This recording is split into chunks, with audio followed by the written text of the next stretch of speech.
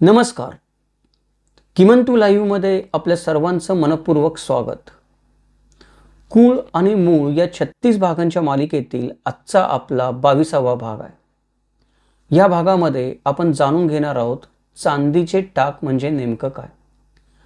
आणि या मालिकेतला सर्वात वैशिष्ट्यपूर्ण किंवा माहितीपूर्ण, नाविन्यपूर्ण आणि याआधी कधी ना ऐकलेल्या माहितीचा जर कुठला व्हिडिओ असेल तर मला वाटतं तो आपला आजचा 22वा व्हिडिओ आहे.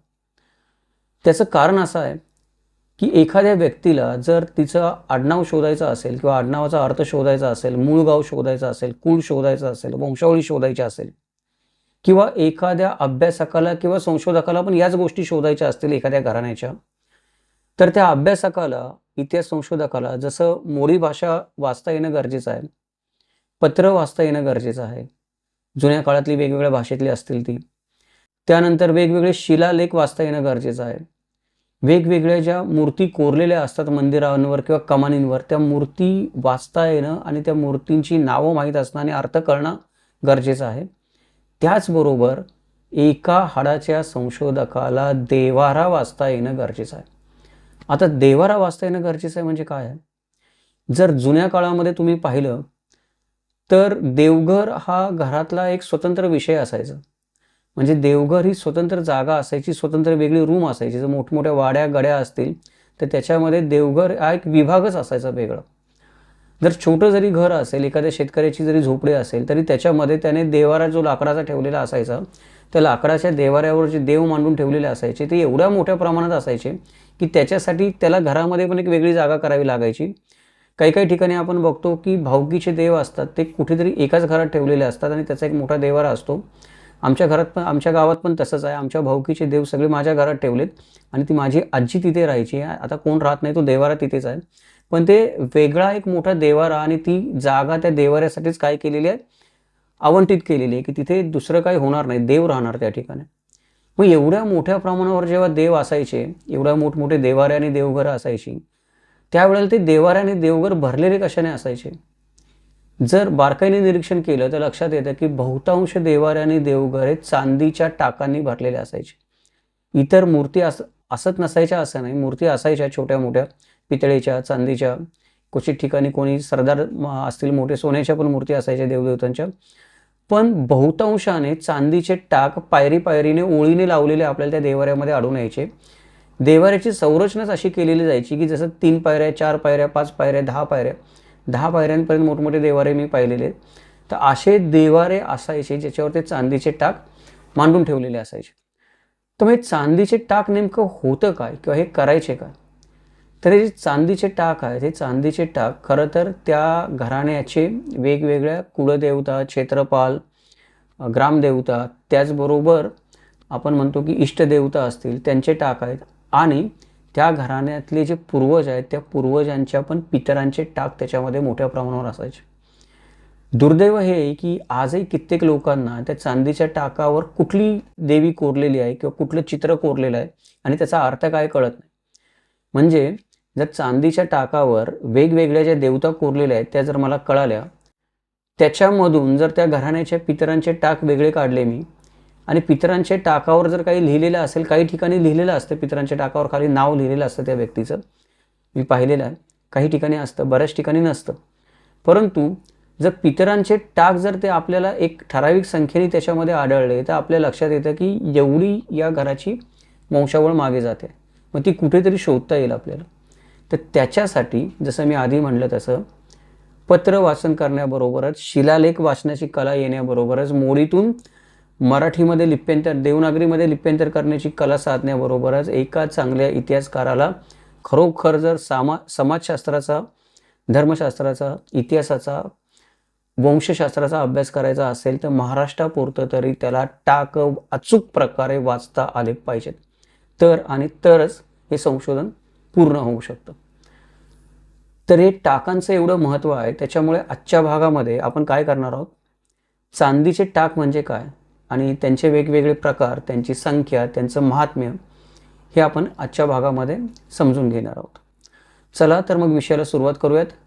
नमस्कार, माझं नाव किमंतू ओंबळे सरकार आणि आपण पाहतात किमंतू लाईव्ह यूट्यूब चॅनल. सगळ्यात आधी आपण या टाकांचा इतिहास बघूया की या टाकांची निर्मिती कशी झाली.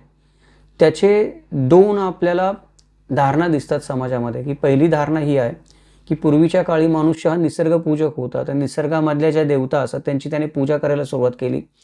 या देवतांची छोटी लघुरूपं सुरुवातीच्या काळामध्ये लाकडाचा एखादी छोटा देव असेल बनवलेला, हाताने कोरलेला, आपण म्हणतो की चाकूने एखादं लाकूड कोरलं, बांबू वगैरे, त्याचा एक छोटासा देवासारखा आकार देऊन बनवला. किंवा मातीचे देव बनवले छोटे छोटे पूर्वीच्या काळामध्ये आणि ते देवाऱ्यामध्ये ठेवायला माणसाने सुरुवात केली. कारण पूर्वीच्या काळी धातू नव्हतेच. तर धातूंचे देव नंतर आले. ही छोटी छोटी जी प्रारूपं होती ती देवाऱ्यामध्ये लगेच आली नाही, ती कुठेतरी मांडून ठेवलेली असायची. आपण मागच्या भागामध्ये बघितलं की ग्रामदेवता असतात त्या कुठेही एखाद्या निसर्गाच्या ठिकाणी, झाडाखाली, पारावर कुठेही मांडलेल्या असायच्या. तसे छोटे देव पण त्याचं प्रारूप म्हणून कुठेतरी मांडून ठेवलेले असायचे. नंतर ज्यावेळेला धातूचा शोध लागला त्यावेळेला धातूच्या आपण बघतो की तांब्याच्या, कांस्याच्या मोठमोठ्या मूर्ती बनवलेल्या आपल्याला आढळून येतात पुरातन काळामध्ये 5-6 हजार वर्षापूर्वी. त्यावेळेला आपल्याला या देवांच्या पण प्रतिमा, जसं मोहनजोदडोमध्ये आपण म्हणतो की पशुपतीनाथाची एक प्रतिमा सापडलेली. या देवांच्या प्रतिमा ज्या वेळेला तांब्याचा शोध लागला, धातूचा शोध लागला, तेव्हा त्यांच्या प्रतिमा बनवायला सुरुवात केली गेली आणि त्या प्रतिमा मग त्या काळामध्ये देवाऱ्यामध्ये हळूहळू देवारे निर्माण झाले, संस्कृती निर्माण झाली. तशी माणसाला स्वतःची ओळख वेगळी वेगळी सांगण्याची गरज भासू लागली. माणसाची ओळख वांशिक असते, धार्मिक असते, सामाजिक असते, आर्थिकरित्या पण असते. ती धार्मिक ओळख जी आहे त्याच्यामध्ये माझे जे देव आहेत त्या देवांच्या प्रतिकृती मी धातूच्या स्वरूपामध्ये, आधी पत्र्याच्या स्वरूपामध्येच बनवायला लागला मनुष्य, कारण मूर्ती नंतर बनल्या. आधी पत्र्यावर काहीतरी रंगरंगोटी करून किंवा पत्र्याचा साचा बनवून देव बनवणं सोपं होतं, मूर्ती बनवणं अवघड होतं. त्यामुळे आधी हे छोटे धातूचे पत्र्याचे देव बनले आणि त्यांनी देवाऱ्यामध्ये जागा घेतली. अशा प्रकारे एक विचारवंत मांडणी करताना दिसून येतात. आणि दुसरा जो प्रवाह आहे की दुसरे काही विचारवंत आहेत ते टाकांचा इतिहास असं सांगतात की अनादी काळापासून मनुष्य जो होता तो आपल्या सभोवतालच्या अमर्याद निसर्ग आणि शक्तींना देवतांच्या रूपामध्ये पाहत आलेला होता. त्यांचे विविध रूपामध्ये पूजन करत आलेला होता. निसर्गाच्या अमर्याद शक्तींचे पूजन करता करता त्याने संपूर्ण चराचरामध्ये देव पाहिला आणि त्याचं मूर्त रूप देऊन नंतर तो मंदिर उभारून पूजा करायला लागला. म्हणजे चांदीचे टाक बनवले नाहीत त्याने, माणसाने आधी मंदिर उभारलं अशी दुसरी धारणा सांगते. मंदिर उभारल्यानंतर मंदिरामध्ये देवदेवतांची पूजा व्हायला लागली. त्या देवदेवतांना नंतर तो कुलदैवत मानायला लागला आणि कुलदैवतेचं स्थान होतं ते माणसाच्या दृष्टीने फार महत्त्वपूर्ण झालं. परंतु मागच्या भागामध्ये आपण पाहिलं तसं की दरवेळेला देवाची वारी करता येणं प्रत्येकाला शक्य नाही. मी राहतो सातारा जिल्ह्यामध्ये आणि मी तुळजापूरला जाईल देवाची वारी करायला, त्या काळामध्ये ते शक्य नव्हतं. जुन्या काळात जावली तालुक्यातून तिकडे जाता येणं शक्य नाही. म्हणून माझा देव माझ्याबरोबर सतत राहावा, माझं कुलदैवत माझ्याबरोबर सतत राहावं, म्हणून कुलदैवतांच्या टाकांची निर्मिती आधी झाली आणि त्याच्यानंतर मग हळूहळू हे जे बाकीचे देव आहेत ते पण टाकांच्या स्वरूपामध्ये देवाऱ्यामध्ये अवतरले. त्याच्यामध्ये मग मनुष्याचे पितर देखील आले. तर हा जो काही गोष्ट आहे किंवा हा जो काही एक विचार प्रवाह आहे त्याच्यामध्ये मंदिरं आधी बांधली गेली आणि नंतर टाक निर्माण झाले असं सांगितलं जातं. पहिला जो आपण विचार प्रवाह पाहिला त्याच्यामध्ये टाक आधी निर्माण झाले, मग मूर्त्या आणि मग मंदिरं निर्माण झाली. असे दोन चांदीच्या टाकांची उत्पत्ती सांगणारे विचार प्रवाह आपल्याला आढळून येतात. आता टाक तर बनले आपण धरूयात की ठीक आहे, दोन्ही विचार प्रवाहाप्रमाणे शेवटी टाक तर बनलेलेच आहेत. आता टाक बनून तयार झाले.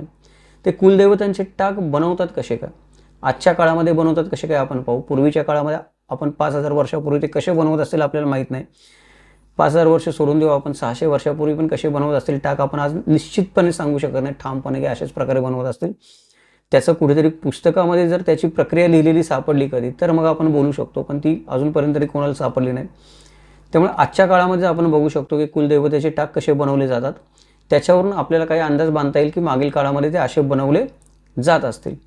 तर कुलदैवतांचे जे टाक असतात ते मुख्यतः धातूपासून बनवतात आजच्या काळामध्ये. त्यातही चांदी प्रमुख असते. चांदीच्या पत्र्यावर कुलदैवताची प्रतिमा जी असते ती उठावाने तयार केलेली असते. पंचकोनी असतात टाक नेहमीच. या पंचकोनी असणाऱ्या टाकांच्या मागील बाजूला राळ किंवा लाख लावून मागील बाजूने तांब्याची एक पाट बसवलेली असते. म्हणजे तांब्याने ते हे केले, झाकून टाकलेले असते. मागची बाजू असते राळ किंवा लाख बाहेर येऊ नये म्हणून. आणि संपूर्ण हा जो टाक असतो तो टाक एका आपण म्हणतो की अखंड धातूपासून बनवावा अशी श्रद्धा आहे. टाक हा जोड विरहित असावा, कुठेही त्याच्यामध्ये जोड दिलेली नसावी, अशा पद्धतीचा एक संकेत आहे. निसर्गाच्या मूळ तत्वाचा हा दैवी अंश मानल्यामुळे टाकाची निर्मिती त्याच संकेताच्या आधारे केली जाते. जीवन हे पंचतत्वापासून निर्माण झालेलं आहे आणि पंचतत्वातच विलीन होणार आहे. त्या पंचतत्वाचं प्रतीक म्हणून टाक हा पंचकोनी असतो, अशी एक आपल्याला स्पष्टीकरण दिलं जातं. खरं खोटं माहीत नाही, बऱ्याचदा स्पष्टीकरणं दिली जातात. पण तो टाक हे पंचकोनी असतात याचं मला जे कारण वाटतं ते कारण म्हणजे टाक हे ठेवावे लागतात देवाऱ्यामध्ये. जर टाक जर षटकोनी बनवला तर खालचं जे टोक आहे ते ठेवणार कशामध्ये? टाक इकडे तिकडे जाऊ शकतो. त्याच्यामुळे खालची बाजू टाकाची नेहमी सपाट असावी, जेणेकरून देवाऱ्यामध्ये तो टाक ठेवता येईल, तो हलणार नाही. कारण आज आपण काय करतो की आज आपण वेगळे वेगळे स्टँड बनवू शकतो की तो टाक हलू नये म्हणून, किती कोणाचा बनवलं तरी. पण प्राचीन काळी ते शक्य नव्हतं. त्यामुळे देवाऱ्यामधून तो टाक हलू नये म्हणून तो पंचकोनी बनवला जायचा. आणि दुसरं एक कारण म्हणजे वरचं जे त्याचं टोक येतं ते टोक देवळासारखं यायचं, त्यामुळे तो देव पण देवळामध्ये बसल्यासारखा वाटायचा. या 2 कारणाने टाक पंचकोनी असावेत असं मला वाटतं व्यावहारिक कारणाने. बाकी त्याची धार्मिक कारणं जे धर्मशास्त्री देत असतील आपल्याला, त्याच्यामध्ये खरं खोटं करायचं काही कारण नाही. श्रद्धेचा विषय ज्याच्या त्याचा असो किंवा नसो, तो वेगळा विषय. व्यवहाराच्या दिशेने बघितलं तर मला असं वाटतं की पंचकोनी बनवण्याची ही कारणं आहेत की व्यावहारिक अडचण दूर करण्यासाठी टाक पंचकोनी बनवलेले आहेत. त्याच्यानंतर देवघरातील जे टाक असतात ते टाक नेहमी त्यांची संख्या किती असते? तर देवघरातल्या टाकांची संख्या काही ठिकाणी 5, 7, 9, 11 अशा वेगळ्या वेगळ्या संख्येमध्ये आढळते. ती त्या कुळाची कुलदैवत असतात. बऱ्याचदा काय होतं की आपण कुळदैवत म्हणजे काय या व्हिडिओमध्ये पण बघितलं की कुळदैवत म्हणजे एक तर कुळदेव असतो पुरुष आणि कुळदेवी असते. परंतु कित्येकांच्या एक कुळदेव आणि एक कुळदेवीपेक्षा पण जास्त कुळदैवत असतात. तर ही कुळदैवतांची संख्या वाढलेली जी असते ती टाकांच्या स्वरूपामध्ये आपल्याला देवाऱ्यामध्ये दिसते. कुळदैवतांचं पूजन हे नेहमी टाकाच्या स्वरूपातच करावं असा संकेत आहे. त्याचं कारण असं आहे की जेव्हा देवाची वारी केली जाते किंवा देव आपल्याला उजवावे लागतात, म्हणजे घरामध्ये जन्म, लग्न, मुंज, उत्तर कार्य असं ज्या विवाह अशा गोष्टी घडतात, त्यावेळेला हे नवीन बनवावी लागतात टाक. ते श्रद्धा अशी आहे की माझ्या घरातले जुने टाक असतील ते मी माझ्या कुलदैवताच्या ठिकाणी नेऊन तिथे ते नवीन करून नवीन देव घरामध्ये परत आणले पाहिजेत. तर दरवेळेला जर असे मला देव नवीन बनवायचे असतील तर मूर्ती बनवण्यापेक्षा टाक नवीन बनवणं सोयीचं आहे दरवेळेला. त्याच्यामुळे कुलदैवत टाकाच्या स्वरूपामध्ये पूजण्याचा संकेत असावा, व्यावहारिकदृष्ट्या जास्त पटण्यासारखं. बाकी मला त्यामध्ये दुसरं काही जास्त विशेष वाटत नाही. तर ही सगळी कुलदैवत किंवा जे आपण तुमच्या घराण्याविषयी जे आहेत ते अजून बाकीचे तुमचे ग्रामदैवत वगैरे असतील, हे दरवेळेला तुम्ही नवस बोलता त्यावेळेला पण तुम्हाला ग्रामदैवत काही वेळेला नवीन करावं लागतं. घरामध्ये तुमच्या विधी होतात काही त्यावेळेला. म्हणून एक टाक कुलदैवत असतं, टाकांच्या स्वरूपामध्ये असतात. कारण ते जुने देव काढून नवीन देव बनवण्यासाठी सोयीचं पडतं जर टाकांच्या स्वरूपात असेल पत्र्याच्या तर. आणि ते कमी खर्चात पण होतात. मूर्ती बनवणं, परत त्या मोठ्या मूर्ती आणून देवाऱ्यामध्ये ठेवणं, त्या मूर्तींची आपण म्हणतो की साफसफाई केली पाहिजे, स्वच्छता ठेवली पाहिजे. दरवेळेला पूजन करायच्या आधी मूर्ती पुसून घासून घेतल्या पाहिजेत. धातूच्या मूर्ती जड पण असतात. टाक सोयीचे पडतात सर्व दृष्टीने. आणि संख्या मोठी आहे इथे की कुलदैवत जास्त आहेत, बाकीची दैवत जास्त आहेत, पितर जास्त आहेत. त्यामुळे हलके फुलके वजनाने पटकन साफसूफ करता येणारे असे टाक आपल्याला उपयोगी पडतात. ते जुने मोडून नवीन करायचे म्हटले तरी पण वाया जात नाहीत. म्हणजे आता समजा जुनी मूर्ती असेल एखादी, देव उजवायचे म्हटले मी, तर ती मूर्ती वितळवायला लागेल मला, तर मी नवी मूर्ती बनवू शकतो. टाक शेवटी काय आहेत? चांदीचा पत्रा तर आहेत. चांदीचा पत्रा वितळून परत नवीन पत्रा नवीन तोच पत्रा वापरून नवीन देव बनवायला काही फरक पडणार नाही.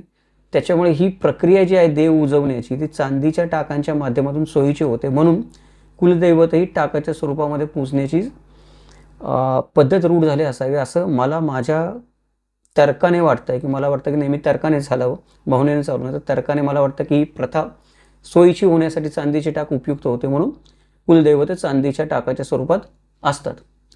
आता हे देवघरामध्ये चांदीचे टाक असतात ते नेहमी विषमच का ठेवावे याच्याबद्दल आपण आज काही सांगू शकत नाही. मला तरी काही माहिती नाही की विषमच का पाहिजे, सम का असू नये. का चांदीचे टाक असतात हे एखाद्या आपण आकडा म्हणतो की 10 आकडा किंवा 20 आकडा असं का असू शकत नाही माहीत नाही. धर्मामध्ये पण त्याच्याबद्दल शास्त्रामध्ये कधी कुठे काही सांगितलं नाही. फक्त विषम असावेत अशी एक परंपरा चालत आली मला वाटतं, तर ती तशीच चालत आलेली, तिला बाकी जास्त काही अर्थ दिसत नाही. आता हे टाक असतात, त्या टाकांच्या मध्ये जी दैवत हे केलेली असतात, कोरलेली असतात, ते दैवतांचे प्रकार कुठले कुठले? कुलदैवत तर असतंच त्याच्यामध्ये बाय डिफॉल्ट. पण बाकीची अजून कुठली दैवत आहेत जी टाकामध्ये असतात? तर आपण जर व्यवस्थित देवारा पाहिला तर आपल्या लक्षात येतं की देवघरामध्ये चांदीच्या टाकांच्या स्वरूपामध्ये कुलस्वामी, कुलस्वामिनी, क्षेत्रपाल, ग्रामदेवी, आद्य यक्षपुरुष. हा आद्य यक्षपुरुष वेगळा आहे. मूळ पुरुष आणि कुळपुरुष म्हणतो आपण, त्याच्यापेक्षा हा आद्य यक्षपुरुष वेगळा आहे. इत्यादी दैवतांचा समावेश होतो. म्हणजे आपण जर टाकांची संख्या काही काही घरामध्ये आपण बघितली तर भरपूर आहे, 20-25 टाक असतात. तर त्याच्यामध्ये किमान एवढे देव तरी त्या देवघरामध्ये असणार टाकांच्या स्वरूपामध्ये. हे जे टाकांच्या स्वरूपामध्ये जे देवघरामध्ये देव असतात त्यांचं स्वरूप आणि त्यांची जी संख्या असते ती कुटुंबाचं, कुळाचं मूळ ठिकाण नेमकं कुठलं आहे, व्यक्तीची जात कुठली आहे, त्या व्यक्तीचं कुळ कुठलं आहे, त्यानंतर भौगोलिक परिस्थिती आजूबाजूची काय, या घटनांचे त्या देवघरावर परिणाम होत असतात. म्हणजे जर आपण बघितलं कोकणातली देवघरं तुम्हाला घाटावरच्या देवघरांपेक्षा वेगळी वाटतील आणि विदर्भातली अजून काहीतरी भलतीच वेगळी वाटतील. म्हणजे देवारा पाहून मी तुम्हाला म्हटलं की त्या घराण्याचा इतिहास सांगता येतो तो असा आहे. जर तुम्हाला देवाऱ्यांचे प्रकार कळले, त्यानंतर त्या देवार कुठल्या घरातल्या देवाऱ्यामध्ये कुठल्या प्रकारचे देव कुठल्या भागात जास्त असतात हे जर तुमच्या अभ्यासाने लक्षात आलं की मी कोकणामध्ये गेलो आणि घराघरामध्ये जाऊन मी पुष्कळ देवारे पाहिले, तर मला हळूहळू कळायला लागतं की कोकणामध्ये देवाऱ्यांची रचना अशी आहे. कोकणामध्ये जर समजा मी दापोली प्रांतामध्ये गेलो तर तिथे कुठल्या प्रकारचे देव टाकाच्या स्वरूपात आहेत आणि रत्नागिरीमध्ये कुठल्या स्वरूपाचे देव आहेत, कोल्हापूरला कुठल्या स्वरूपाचे देव आहेत. देव जागेवरून बदलतात. ज्या जागी तुम्ही राहता त्या जागेवरून त्या देवांचा प्रकार बदलतो. तुम्ही जर अभ्यास केला तर तुमच्याही गोष्ट हळूहळू काय होईल, सरावाने लक्षात यायला जाईल. त्याच्यामुळे देवारा वाचता आला तर भाग कळतो आपल्याला. अशी एखादी व्यक्ती असेल, मी आता तुम्हाला सांगतो की समजा मी सातारवरून मुंबईला राहायला आलो आहे, तर मी ठाण्यामध्ये राहतो. माझ्या गावाला कोणी राहत नाही असं समजूया, पण एक देवारा माझ्या भाऊकीचा तिथे आहे, तो माझ्याच घरामध्ये.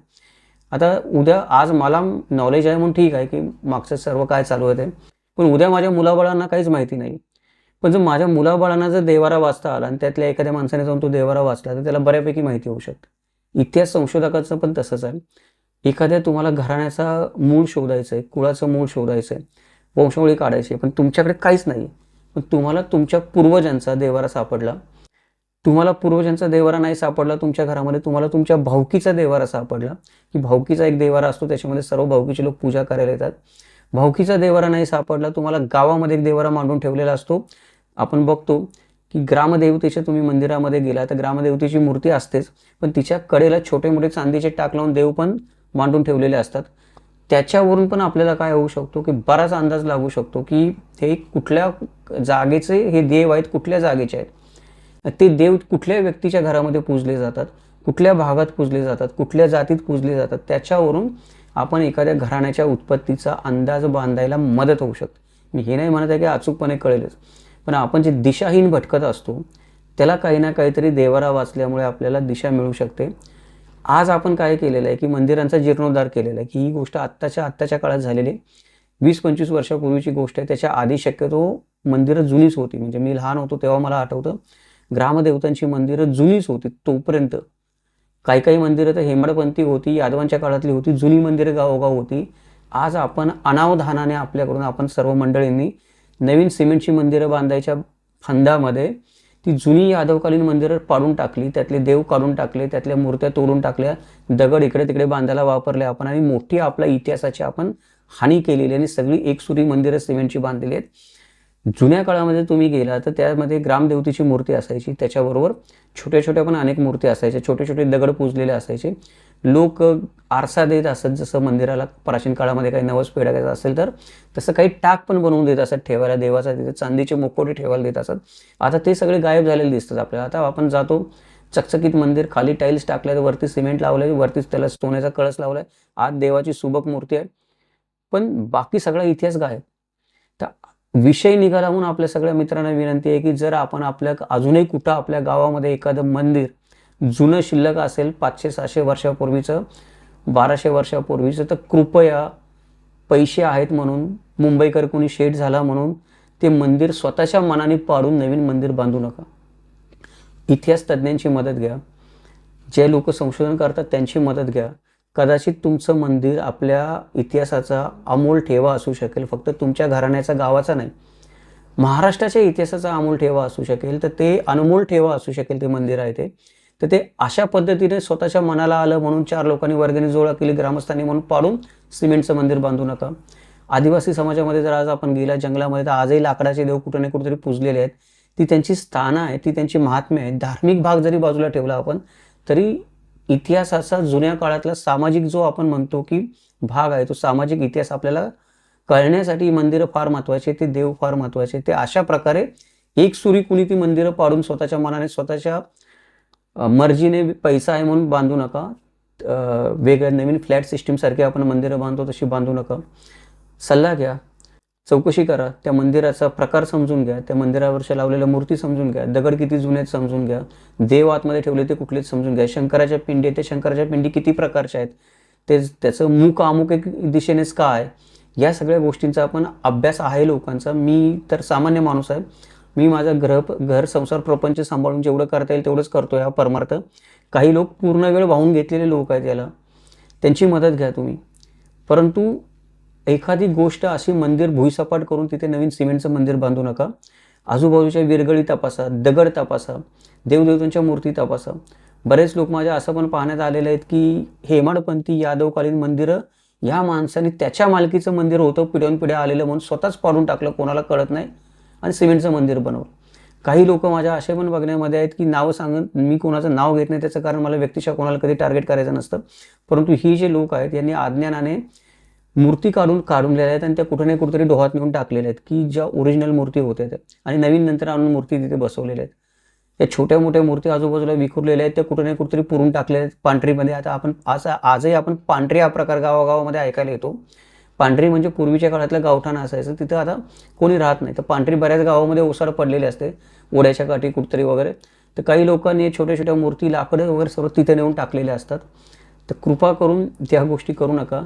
या छोट्या छोट्या मूर्ती ज्या काही मंदिरातल्या असतात, टाक असतात, आरसे पण असतात जे लावलेले मंदिरामध्ये काही काही ठिकाणी, ते आरसे पण तुम्हाला इतिहास सांगू शकतात.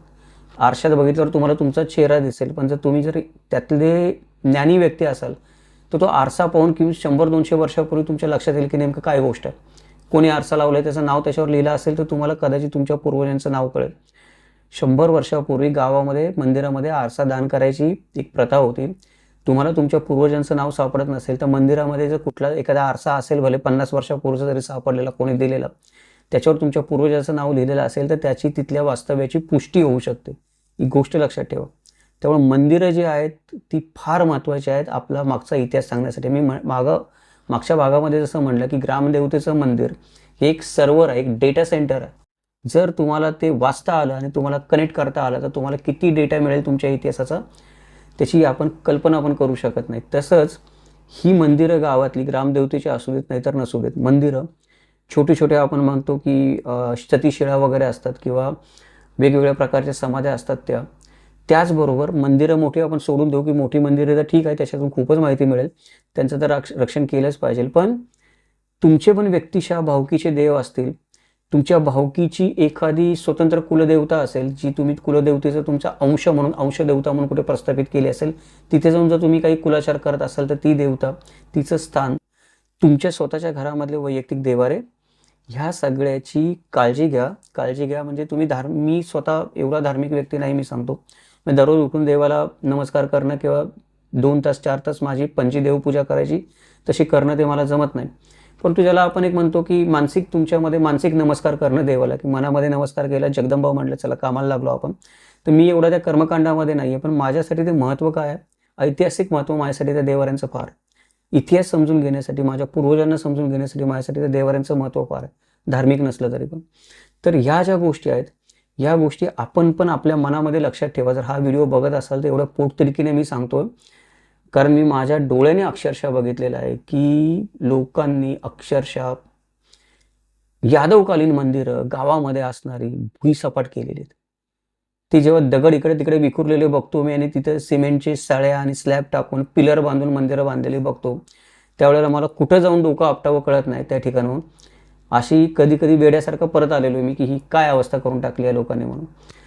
तर कृपया हे सर्व टाळावं ही विनंती. थोडंसं विषयांतर झालं परंतु भावनेचा विषय झाला थोडासा म्हणून सांगितलं, ठीक आहे. ते वेगळे वेगळे कुलदैवत असतात. तर हे सांगायचं ठिकाण असं की टाकांच्या प्रकारावरून, देवाऱ्यांवरून आपल्याला कुटुंबाचं मूळ ठिकाण, जात कुठली आहे हे पण आपण कधी कधी देवाऱ्यावरून सांगू शकतो की तुमचे पुरुष कुठल्या जातीचे असेल, त्यात कुठले देव त्या टाकामध्ये ठेवलेले आहेत. त्यामुळे प्रत्येकाची कुलदैवते जी असतात ती कुलदैवत बदलतात कशी काय ते पण आपल्याला टाकांचा आपण अभ्यास केला देवाऱ्यातले. तर देवाऱ्यातले जे टाक असतात ते दरवर्षी नवीन केले जातात. तर मागचे टाक, पुढचे टाक, पितरांचे आलेले टाक याच्यामध्ये जर काही विसंगती आली तर आपण काय करू शकतो, ओळखू शकतो की इथे काहीतरी मोठा बदल झालेला आहे समाजामध्ये. अशा पद्धतीने देवारे चांदीच्या टाकांच्या स्वरूपामध्ये मोठ्या प्रमाणामध्ये सामाजिक माहिती देतात. मग आता ही टाकांच्या मधली देवता कुठल्या आहेत आणि ती ओळखाव्या कशा काय, तर आपण पहिल्यांदा काय करूयात की सर्वसामान्य देवता बघूयात टाकांच्या मधल्या कुठल्या आहेत त्या, आणि नंतर ज्या महत्त्वाच्या काही देवता आहेत 5-6 त्यांची विस्ताराने माहिती पाहूया. तर टाकांच्या स्वरूपात आढळणारी सर्वसामान्य देवता पहिली जी आहे ती म्हणजे खंडोबा. कारण खंडोबा हा महाराष्ट्राचा कुलस्वामी आहे. सर्वच चातुर्वर्ण्याचे देवता आहे खंडोबा, कुलदैवत. आपण मागच्या भागामध्ये पाहिलं की सर्वच चातुर्वर्ण्याचे लोक खंडोबाला कुलदैवत मानतात. त्यामुळे सर्व तुम्ही कुठेही गेला महाराष्ट्रामध्ये तरी कुणाच्याही देवाऱ्यामध्ये तुम्हाला पहिला टाक जर कोणाचा दिसणार तर तो खंडोबाचा दिसणार. त्यानंतर भवानी, महालक्ष्मी, रेणुका इत्यादी जी कुलस्वामिनीची अंशरूप आहेत त्यांचेही आपल्याला वेगवेगळ्या परिवारामध्ये टाक दिसतात. स्थानिक स्वरूपामध्ये जे आपण देव मानतो, कुलदेवतेचे अंश मानतो ते मर्याई, लक्ष्मी आई, काळकाई, जानाई, यमाई, बोलाई, जरीमरी, साती आसरा अशा कितीतरी विविध नावांनी ओळखल्या जाणाऱ्या विविध देवता विविध कुळांमधून कुलदैवताच्या स्वरूपामध्ये आपल्याला त्या टाकामध्ये दिसतात. आणि आपल्याला त्या टाकांचा अभ्यास असेल तर ओळखता पण येतात की जानाई आहे आणि यमाई आहे. तर आपल्याला फक्त काय पाहिजे, मी मगाशी म्हणलं तसं टाक पण वाचता आले पाहिजेत, मोडी लिपी वाचता येते त्या पद्धतीने. त्याचबरोबर ज्योतिबा, रवळनाथ, वीर, बापदेव अशा अनेक पुरुष देवता देवघरातल्या टाकांमध्ये असतात. काही टाकांमध्ये, देवघरातील टाकांमध्ये विविध देवता असतात. काही ठिकाणी आपल्याला एकच असणारं दैवत वेगवेगळ्या भागामध्ये वेगवेगळ्या नावाने ओळखलेलं दिसतं. म्हणजे समजा भैरोबा आहे तर भैरोबाचा जो टाक आहे तो वेगवेगळ्या नावाने आपल्याला वेगवेगळ्या ठिकाणी वेगवेगळ्या स्थानांवर टाक तोच असतो की थोडाफार त्याच्यामध्ये बदल असतो, नाव वेगळं असतं. काही ठिकाणी असं असतं की अनेक दैवता असतात ती एकाच ठिकाणी एकत्र आलेली दिसून येतात. ती काय एकत्र आली दैवता त्या देवघरामध्ये, काय सांस्कृतिक बदल झाला त्यावेळेला त्या कारणामुळे ती दैवता एकत्र आली तिथे, हा पण एक संशोधनाचा विषय होऊ शकतो.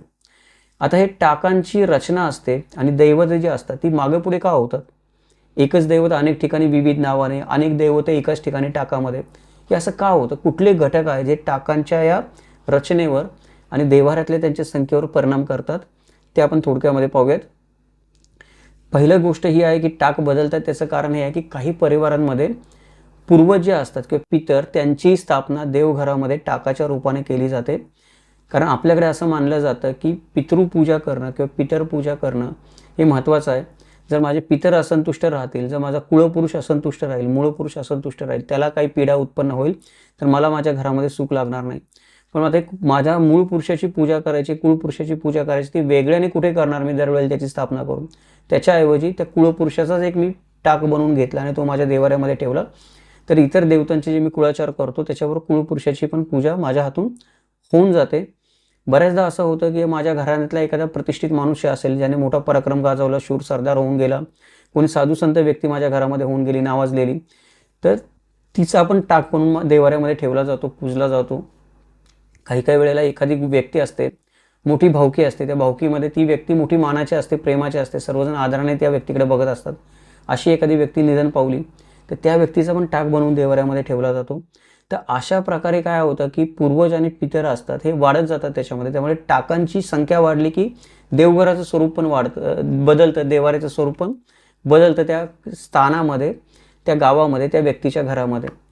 काही ठिकाणी काय असतं की हे सगळं तर झालंच की कुलदेवता झाल्या वेगवेगळ्या, पितर झाले, अजूनही तिथल्या काही स्थानिक देवता असतात किंवा उग्र देवता असतात की ज्या फार महत्त्वाच्या असतात, त्यांची शांती करणं फार गरजेचं असतं.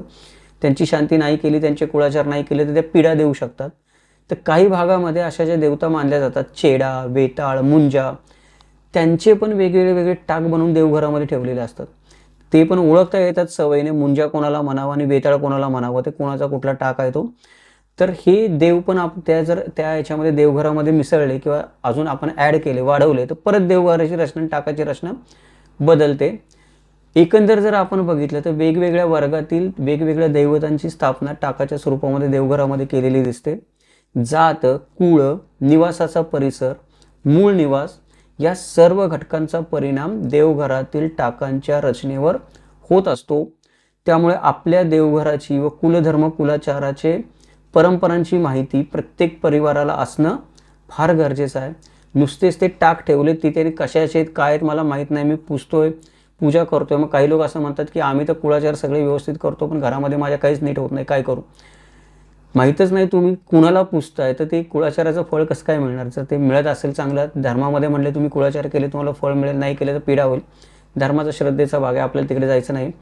परंतु तुम्ही कोणाची पूजा करताय तेच तुम्हाला माहीत नसेल तर त्याचं फळ कसं मिळणार? हा माझा एक व्यावहारिक प्रश्न आहे. त्याच्यामुळे ते माहीत असणं गरजेचं आहे. आता हे टाक असतात, त्या टाकांचे पण काही संकेत आहेत. म्हणजे हे टाक जपावेत कसे किंवा देवाऱ्यामध्ये ठेवावेत कसे, त्याचे काही नियम आहेत. पहिली गोष्ट म्हणजे देवघरातले जे टाक असतात ते परिपूर्ण असावेत आणि योग्य संकेत असावेत. तसेच एकाच देवताच्या अनेक प्रतिमा नसाव्यात.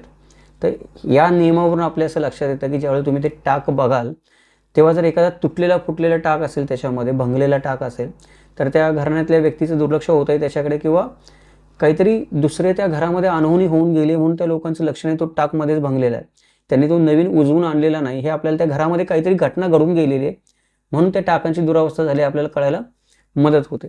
तसेच एकापेक्षा जास्त देवतांच्या प्रतिमा असतील तर हे अज्ञानाने लोकांनी केलेलं आहे, यांना काही यातलं माहिती नाही, हे पण आपल्याला सहज कळून येतं. की बरेचदा लोक असतात, लोकांना मला असं पण आढळून आलेलं आहे की काही लोकांना फॅसिनेशन आहे टाकांबद्दल, की चांदीचे टाक म्हणले की त्यांना वाटतं अरे मी काहीतरी फार वेगळं करतो, की काही मोठी गोष्ट करतो, किंवा मी शोभेची गोष्ट करतोय, किंवा अजून काही लोकांना असं वाटतं प्रतिष्ठेची गोष्ट करतो, किती पण टाक ठेवेल मी माझ्या देवाऱ्यामध्ये, जेवढे टाक. अजून आता आजकाल काय झालं की वेगवेगळ्या साच्याचे वेगवेगळे टाक बनवून मिळतात. आधी एकच साचा असायचा, त्यामुळे एकाच देवीचा कुठला तरी टाक बनवायला यायचा. जुन्या काळामध्ये साचे कमी होते. आता काय झालेलं आहे की तंत्रज्ञानामुळे आपण वेगळ्या वेगळ्या देवतांचे, जेवढी तुमची कुळदेवता असतील, जेवढी तुमची इष्टदेवता असतील, ग्रामदेवता असतील, तुम्ही जाऊन नाव सांगायचं, फक्त तुम्ही सांगायचं मला असा टाक पाहिजे, तो टाक बनवून देतो. तो टाक तुम्ही तुमच्या देवाऱ्यामध्ये नेऊन ठेवू शकता. आता बनवू शकता टाक तुम्ही. मग माझी कुलदैवत जर प्रतापगडची भवानी माता आहे तर मी प्रतापगडच्या भवानी मातेचाच टाक बनवून ठेवला पाहिजे जगदंबा स्वरूपामध्ये तिथे. पण आज मला मिळतात टाक बनवून, म्हणून मी सगळ्यांची टाक बनवून ठेवतो त्याच्यामध्ये. हे पण प्रतिष्ठेसाठी, शोभेसाठी, पैसा आहे म्हणून जे लोक टाक बनवून ठेवतात, त्याच्यामुळे पण अनेक टाक गरज नसताना त्याच्यामध्ये आपल्याला आलेले दिसून येतात. जेव्हा तुम्ही देवाराचा अभ्यास कराल तेव्हा तुमच्या ही गोष्ट लक्षात आली पाहिजे, ही निष्कारणची टाक आहेत. हे उगाच प्रतिष्ठेसाठी किंवा येडेपणामध्ये कोणीतरी तिथे बनवून ठेवलेले आहेत. ते बाजूला सारून जे गरजेचे आहेत, जे खरोखर महत्त्वाचे आहेत, त्यांचाच आपल्याला अभ्यास करता आला पाहिजे. दुसरी एक गोष्ट अशी आहे की आपल्या देवघरामध्ये जे टाक असतात ते खंडित अथवा भग्न झालेले असतील, अपूर्ण असतील, तर असे देव जे असतात ते पूजनासाठी निषिद्ध मानले जातात. याच्यावरून काय होतं आपल्याला की एखाद्या घरामध्ये तुम्ही गेला आणि तिथे देवघर आहे, ते त्याची दिवा तर लावलाय लोकांनी, कोणतरी येऊन पूजून नारळ फोडून जातोय, येता जाता मुंबईकर कोणतरी गावाला आला नमस्कार करून जातोय, अशी परिस्थिती आहे. परंतु आता त्याची रया नाही राहिलेली पहिल्यासारखी, की तो देवारा बघितला, त्याचं लाकूड बघितलं आणि त्यातले टाक बघितले की एखाद्या अनुभवी माणसाला अंदाज येऊ शकतो की कुठल्या काळातले आहेत आणि कुठल्या काळापर्यंत त्याची पूजा व्यवस्थित चाललेली असू शकते, आणि कुठल्या काळानंतर आपण असं म्हणतो की जे टाक आहेत हे टाक भग्न झालेले आहेत. म्हणजे 2 पिढ्या भग्न झाले, 4 पिढ्या भग्न झाले. ज्या कालखंडामध्ये ते टाक भग्न झालेले तुम्हाला कळतील, त्या कालखंडामध्ये समजून जायचं की त्या घरावर काहीतरी संकट आलेलं आहे, तिथून काही पिढ्या उठून गेलेल्या आहेत दुसरीकडे, ज्याच्यामुळे त्यांना स्थलांतर करावं लागलेलं काही नाही कारणामुळे. त्यामुळे देव मागं जे आहे ते दुरावस्थेमध्ये अडगळीत येऊन पडलेले आहेत. म्हणजे देवाच्या टाकांवरून पण, त्यांच्या दुरावस्थेवरून पण मी त्या घराण्यामध्ये काय स्थित्यंतर झालंय त्याचा अंदाज बांधू शकतो. तर आता हे जे धार्मिक संकेत आहेत, त्या धार्मिक संकेत अजूनही बरेचसे आहेत. म्हणजे आता हे जे आहेत हे काहीच 2-4 धार्मिक संकेत सांगितले मी टाकांबद्दल. जर टाकांबद्दल आता एखाद्या माणसाने अभ्यास करायचा म्हटलं तर PhD करता येईल. चांदीचे टाक, महाराष्ट्रातील देवारा आणि त्यातले चांदीचे टाक हा जर विषय घेतला, मोठं पुस्तक लिहिता येईल त्याच्याबद्दल. एवढं याच्यामध्ये, या विषयामध्ये अजून पण पोटेन्शियल बाकी आहे. आपलं कोणाचंच त्याच्याकडे तेवढं लक्ष गेलेलं नाही. तर आता आपण इथे थांबूयात, कारण हे जेवढं खोलामध्ये जाऊ आपण त्याच्यात तेवढं कमीच आहे. आपण काय करूयात की देवघरातले टाक ओळखावेत कसे, त्याच्यासाठी मी जे म्हणलं होतं की आपण 4 किंवा 5-6 देवतांची माहिती घेऊयात, जेणेकरून आपल्याला एखादा टाक वाचताना कसा वाचावा आणि त्याचा काय अर्थ घ्यावा हे कळेल. तर पहिली जी देवता असते, जी आपल्याला टाकाच्या स्वरूपामध्ये कोणत्याही देवाऱ्यामध्ये तुम्हाला गावामध्ये, खेड्यापाड्यामध्ये आढळते, तिचं नाव आहे जानाई. तिला योगेश्वरी किंवा जोगेश्वरी असं पण म्हणतात. तुम्ही गावाला गेला तर तुम्हाला जनाई देवीचं मंदिर, जनाई देवी कुठतरी लाकडाच्या स्वरूपामध्ये, जनाई देवी कुठतरी पारावर बसली एखाद्या दगडाच्या स्वरूपामध्ये, जनाई देवी कुठतरी नुसताच दगडाचा मुखवटा बनवलाय, शेंदूर थापलाय, तिला पांढरे डोळे काढलेत, अशा स्वरूपामध्ये गावोगाव जनाई देवी सगळीकडे सापडतात. ती जनाई देवीच का सापडते, त्याचं कारण असं आहे की जनाई आणि भैरवनाथ हे ग्रामदैवत म्हणून पूजले जातात गावागावामध्ये.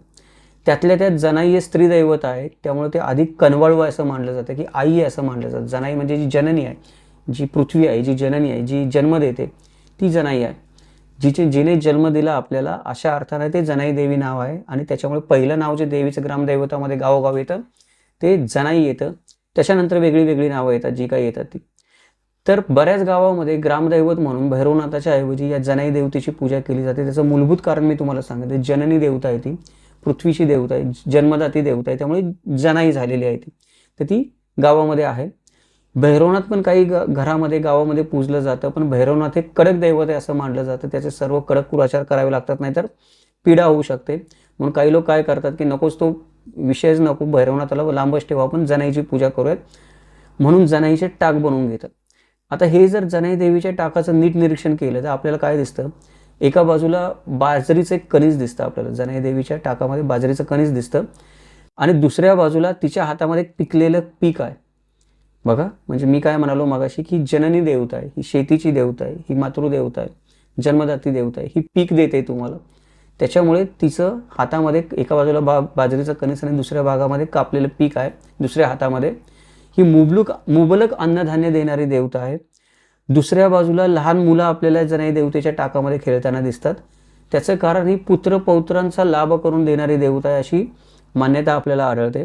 म्हणजे काय झालं की जनाई देवी ही आपली देवी शेतीची देवता झाली, भूमीची देवता झाली, पुत्रपौत्र प्राप्त करून देणारी देवता झाली, कौटुंबिक देवता झाली, आणि सोबत सूर्य आणि चंद्र दर्शवलेले असतात. याचा अर्थ असा आहे की या जनाई देवीचा टाक तुम्ही घरामध्ये ठेवला तर जोपर्यंत चंद्र आणि सूर्य अस्तित्वामध्ये आहेत तोपर्यंत तुमच्या घरामध्ये पिकं पाणी आणि पुत्रपौत्रांची कमतरता पडणार नाही.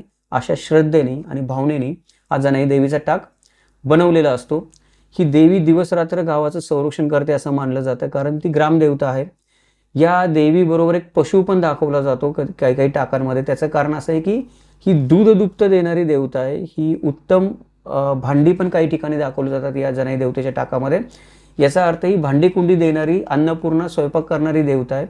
तर जनाई देवता जी आहे ती एकंदरीतच आपण असं म्हणू शकतो की मनुष्याच्या सर्व कामना पूर्ण करणारी देवता आहे.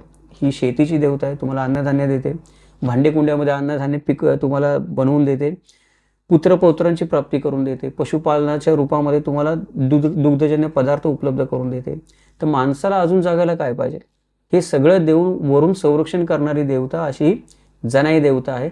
त्याच्यामुळे ह्या सगळ्या गोष्टी माझ्याकडे राहाव्यात अशी मनोकामना करण्यासाठी जनाई देवीचे जे टाक आहे तो टाक देवघरामध्ये आपल्याला ठेवलेला दिसतो. थोडक्यामध्ये आपण असं म्हणू शकतो की ग्रामरक्षण किंवा गाव याच्यामध्ये ज्या ज्या काही गोष्टी येतात माणसाचं उदरनिर्वाह चालण्यासाठी, त्या सगळ्या गोष्टी जनाई देवी त्याची पूर्तता करत असते. म्हणून चैत्र महिन्यामध्ये जेव्हा यात्रांना सुरुवात होते तेव्हा ग्रामदैवताची जत्रा असते, तेव्हा या जनाई देवीचा विशेष उत्सव साजरा केला जातो. बहुतेक गावांमध्ये घाटांवर होतो, कोकणामध्ये पण होतो. माझ्या गावाच्या आजूबाजूला पण अनेक जनाई देवतेची मंदिर आहेत अनेक गावामध्ये.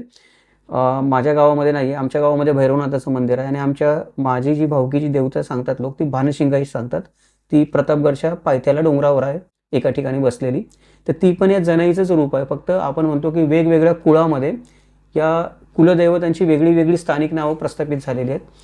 तर तसं जनाई देवी हे काही ठिकाणी तुम्हाला जत्रेमध्ये नाव सापडतं. आणि जनाईच्या व्यतिरिक्त मगाशी जी मी नावं सांगितली तुम्हाला देवतांची स्थानिक, ती नावं पण एक प्रकारे जनाई देवताच आहेत.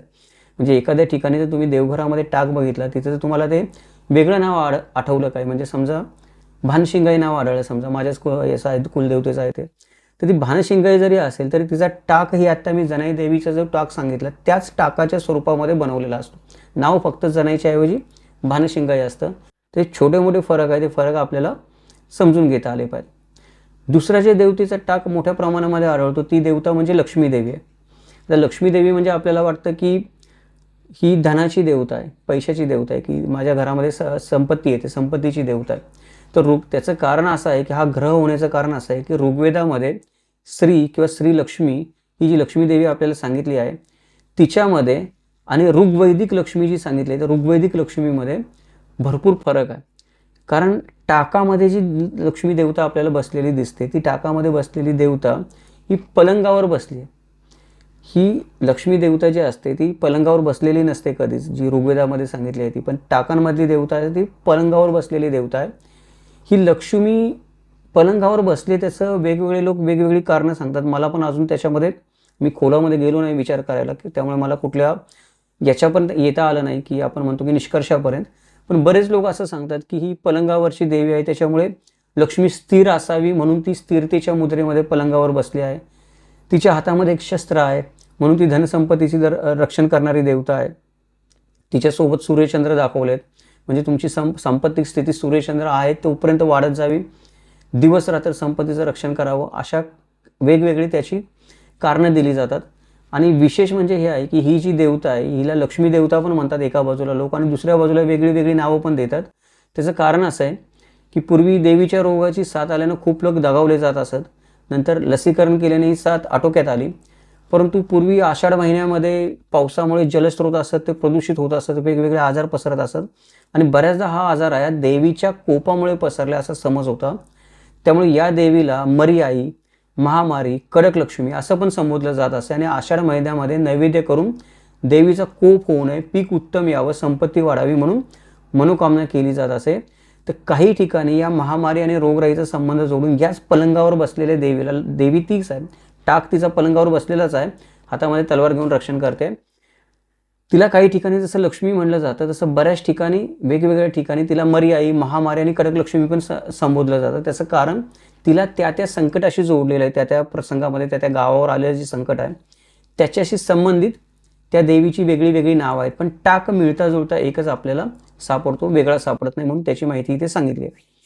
तिसरा जो एक महत्त्वाचा टाक आहे जो देवघरामध्ये सापडतो. जर तुम्ही शेतकरी असाल आणि तुमच्याकडे जुन्या काळापासून देवारा तुमचा शिल्लक असेल तर तुम्हाला हा टाक 100% सापडणार. तो म्हणजे म्हसोबा. आपल्याकडे खंडोबा आणि ज्योतिबा आपण कुलदेवता मानतो म्हणून आपल्याला माहीत आहे. म्हसोबा हा तुम्हाला कुठल्या देवळात भेटणार नाही. म्हसोबा हा तुम्हाला शेताच्या बांधावर भेटणार किंवा देवघरामध्ये भेटणार टाकाच्या स्वरूपामध्ये. हा म्हसोबा काय आहे, हा अजूनही बरेच आपण म्हणू शकतो की याच्याभोवती गूढ आहे की नेमकी म्हसोबा संकल्पना काय, कुठल्या देवाला म्हसोबा म्हणायचं, ते अजूनही आपल्याला एवढंसं उकललेलं नाही, की कोणी त्यात खोलात जाऊन शोध केलेला नाही त्याचा अजूनही. ज्योतिबा फुले एकदा म्हणले होते की म्हसोबा हा महसुलाचा अधिपती आहे. ती त्यांनी त्यांच्या पद्धतीने व्याख्या केली होती काही डोक्यामध्ये ठेवून, पण महसुलाचा अधिपती असेल तर कुठंतरी तरी महसुलाच्या अधिपतीला म्हसोबा नाव आपल्याला सापडलं असतं पूर्वीच्या काळी, पण ते कुठे सापडत नाहीये. याचा अर्थ ते ज्योतिबा फुलेंनी केलेली एक व्याख्या आहे, त्यांच्या परीने त्यांना त्या काळामध्ये वाटलं ती त्यांनी केलेली आहे, परंतु ती देवता म्हणून किंवा अधिकारी म्हणून कुठे तेवढीशी जुळताना दिसत नाही. ज्योतिबा फुलेने चूक ठरवायचं याच्यामध्ये विषय नाही आहे, आपण फक्त मीमांसा करतो की तर्काने काय होऊ काय दिसतंय आपल्याला.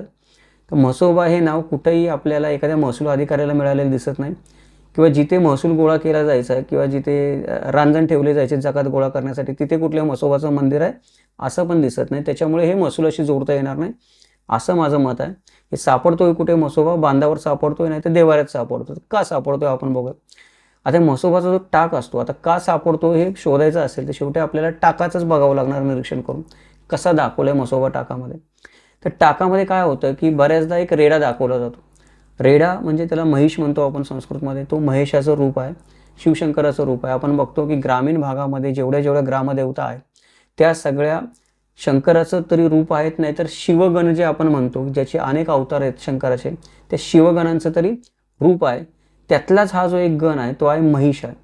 म्हणजे शंकराच्या ग्राम्य स्वरूपातील हा टाक आहे की भगवान शंकराचं महिष स्वरूपामध्ये जे रूप आपण म्हणतो त्या महिष स्वरूपामधला जो अवतार आहे त्याचा हा टाक बनवलेला आहे. शेतकी जीवनामध्ये पशुचं महत्त्व खूप आहे.